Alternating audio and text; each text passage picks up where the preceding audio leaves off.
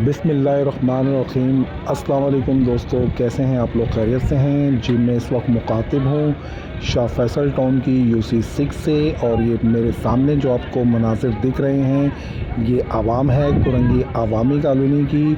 और हमारे यहाँ सुबह 9 बजे से जो लाइट बंद हुई है, और इस वक्त जब मैं वीडियो रिकॉर्ड कर रहा हूँ तो रात के 12 बज चुके हैं और अभी तक लाइट का कोई अता पता नहीं है।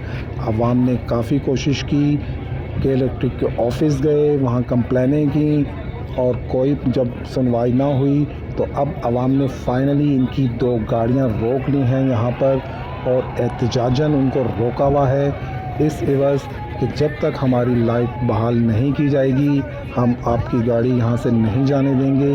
हमारी लाइट बहाल की जाए, ये हमारी बुनियादी हक़ है हमारा।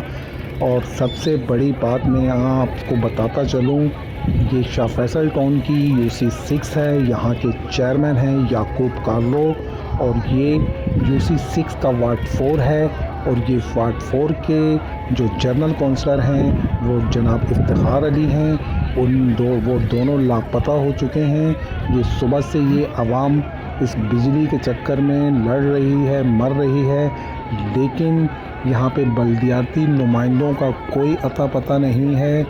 बिल्कुल सुबह से वो मंजर आम से गायब हैं बिल्कुल। और ये आवाम अपनी मदद आपके तहत ख़ुद सड़कों पे निकली और इन्होंने ये गाड़ियाँ पकड़ी और इन गाड़ियों को इन्होंने रोक के रखा हुआ है। और इनका एक ही मुतालबा है कि हमारी लाइट बहाल की जाए तो हम इनकी गाड़ियाँ छोड़ेंगे। और दूसरी बात ये है कि ये जो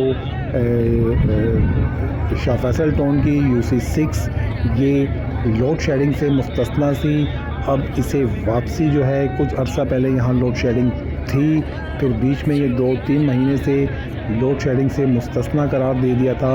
अब इसको वापसी वो लोड शेडिंग के ऊपर डाल रहे थे। इस पे भी आवाम सरापा एहतजाज है कि खुदारा हमारा एरिया को लोड शेडिंग पे ना डाला जाए, क्योंकि यहाँ पे 12-12, 14-14 और 16-16 घंटे लाइट नहीं होती है। लेकिन के इलेक्ट्रिक बाज़िद है कि हम आपके इस एरिया को लोड शेडिंग पे डालेंगे वापसी, तो आवाम भी उसके सामने सरापा एहतजाज है। तो के इलेक्ट्रिक वालों ने हमारी बिजली बंद कर दी, और ये बिजली हमारी सुबह 9 बजे से बंद है, जबकि आज इतना बड़ा दिन जुम्मे का दिन था कि जुम्मे की नमाज में भी हमारे एरिया में लाइट नहीं थी।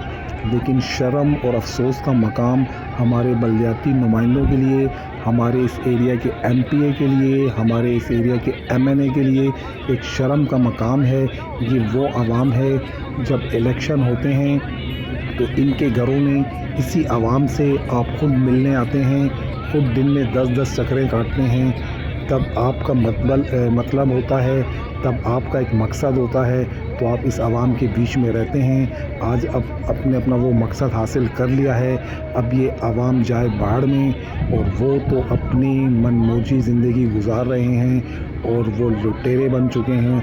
वो लूट रहे हैं, जहाँ से उन्हें कुछ मिलता है वो फौरी उस जगह पहुँचते हैं, और जहाँ आवाम की खिदमत करनी हो तो वहाँ से वो गायब हो जाते हैं।